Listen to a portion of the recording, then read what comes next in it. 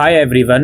Delhi university में PG में तो एडमिशन हो गया सर, रेगुलर या एनसीएफ में।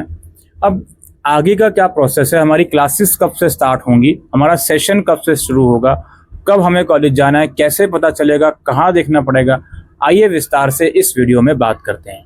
सबसे पहले हम बात करते हैं कि दिल्ली यूनिवर्सिटी का जो नेक्स्ट एकेडमिक सेशन है वो 1 अगस्त से स्टार्ट होने वाला है। अब इसके अंदर मैं यहाँ पे कुछ बातें हैं जो आपको बताने वाला हूँ। जो 1 अगस्त की डेट है वो बिल्कुल इस चीज़ को मत समझिए कि भाई 1 अगस्त की अगर डेट है तो वही बिल्कुल ठप्पा लग गया, उसके बाद अगर उससे पहले या 1 अगस्त को अगर हम नहीं गए तो हमारा एडमिशन कैंसिल हो जाएगा। पहले तो ये चीज़ समझ लीजिए। और दूसरी बात आप ये समझिए, आपको अब फिजिकल डॉक्यूमेंट वेरिफिकेशन के लिए जाना होगा। आपका जिस भी डिपार्टमेंट या फैकल्टी में एडमिशन हुआ है उस डिपार्टमेंट में फिजिकल वेरिफिकेशन होगा। यहाँ मैं कॉलेज की बात नहीं कर रहा हूँ, यहाँ मैं डिपार्टमेंट की बात कर रहा हूँ। जैसे फॉर एग्जांपल अगर आपका एडमिशन एमकॉम कोर्स में हुआ है हंसराज कॉलेज में, तो आपका डॉक्यूमेंट वेरिफिकेशन हंसराज में नहीं होगा, आपका department of commerce north campus में होगा।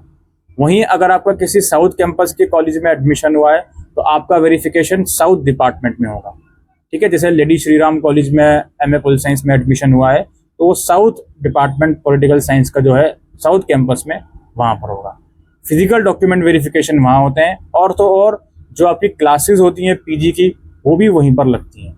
जो आपको कॉलेज अलॉट करा गया है वहाँ पर क्लासेस नहीं लगती, वहाँ कुछ एडमिनिस्ट्रेटिव वर्क कई बार हो सकता है, महीने में एक आध बार आप जा सकते हो कुछ अगर काम है तो, लेकिन क्लासेस जो होंगी आपकी वो आपके डिपार्टमेंट द्वारा ही करवाई जाती हैं।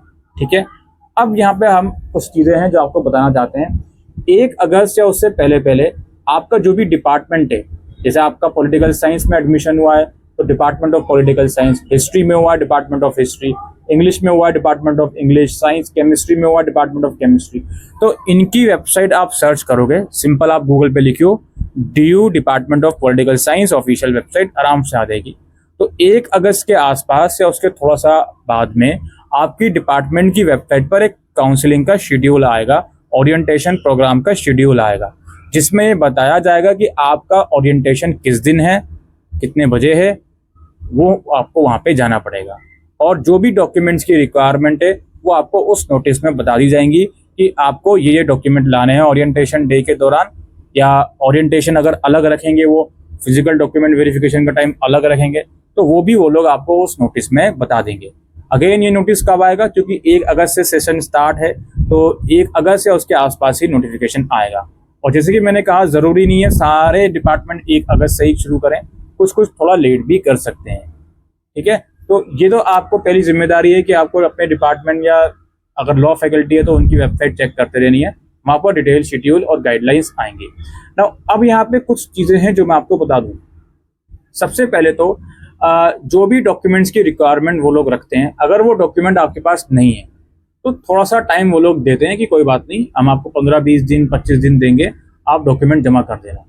और अगर आपका रिजल्ट भी नहीं आया उस डेट तक, क्योंकि अभी ग्रेजुएशन के रिजल्ट आई नहीं है फाइनल ईयर के, तो DU को भी ये बात पता है कि उनके खुद के डिपार्टमेंट का, खुद की यूनिवर्सिटी का रिजल्ट नहीं आया, तो उस चीज़ में वो लोग सहूलियत देंगे, टाइम देंगे। इस चीज़ को ध्यान रखिएगा।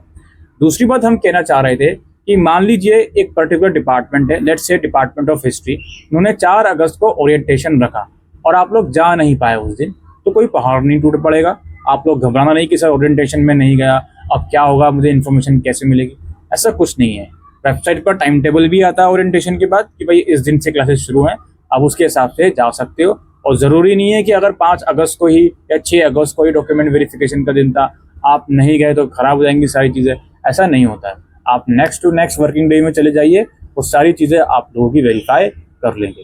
ठीक है, डॉक्यूमेंट्स की ही बात हो रही है, थोड़ा सा मैं लिस्ट यहाँ पे मेंशन करने की कोशिश करूँगा।